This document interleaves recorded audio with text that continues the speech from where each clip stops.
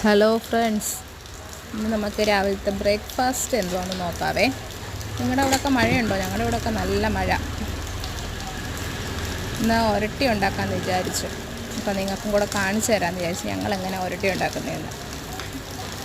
അപ്പം ആദ്യമേ ഒരു പാത്രത്തിൽ കുറച്ച് വെള്ളം വെക്കുക. അതായത് നമ്മൾ എടുക്കുന്ന മാവിന് ആവശ്യമായിട്ടുള്ള വെള്ളമാണ് വെക്കേണ്ടത്. വെള്ളം കൂടാൻ പാടില്ല. മാവിനകത്തോട്ട് ആ വെള്ളത്തിലോട്ടാണ് മാവിട്ട് കിണ്ടിയെടുക്കാനാണ്. കിണ്ടിയെടുക്കുക എന്ന് പറഞ്ഞാൽ നമ്മുടെ നാട്ടിലൊക്കെ കിണ്ടുക എന്നൊക്കെ പറയുന്നത്. നിങ്ങളുടെ അവിടെയൊക്കെ ഇനി എന്തോ പറയുന്നതെന്ന് അറിയത്തില്ല.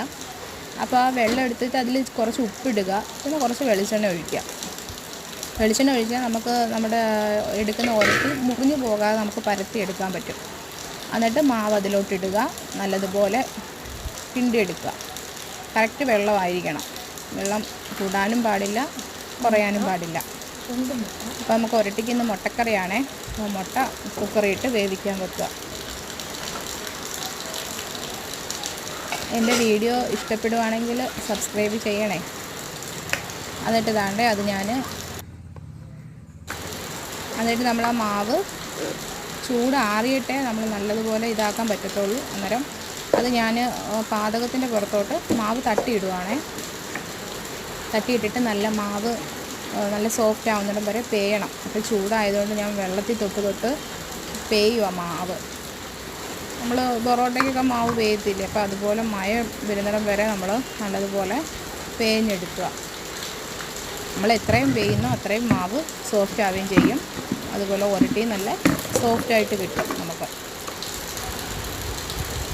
അപ്പം ഇച്ചിരി വെള്ളം ഇതായതുകൊണ്ട്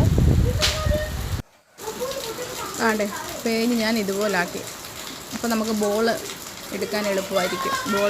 ബോൾ പോലെ ആക്കി എടുക്കുക. ഞാനിവിടെ വലിയ ബോളാണ് എടുക്കുന്നത്. അപ്പം കുറച്ച് പരത്തിയാൽ മതിയല്ലോ. ഒരെണ്ണം തിന്നുമ്പോഴേ വയറ് നിറയും. ബോളുകളാക്കി ഇങ്ങനെ ആക്കി വെച്ചിട്ടുണ്ട് കേട്ടോ. അത് നിങ്ങളുടെ അനുസരിച്ചിനുള്ള, നമ്മൾ ജോലി എളുപ്പമാക്കാൻ വേണ്ടി വലിയ ബോളുകളാക്കിയതാണേ. എന്നിട്ട് പിന്നെ പൊടിമാവ് ഇട്ടിട്ട്, ഞാൻ പലകയിലൊന്നുമല്ല ഇതിൻ്റെ പുറത്ത് തന്നെ ഇട്ടാൽ പരത്തുന്നത്.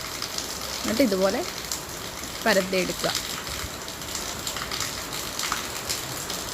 ചിലവരൊക്കെ പ്രസ്സിലാണ് എടുക്കുന്നത്, നമ്മൾ ഇങ്ങനെ എടുക്കുന്നത്.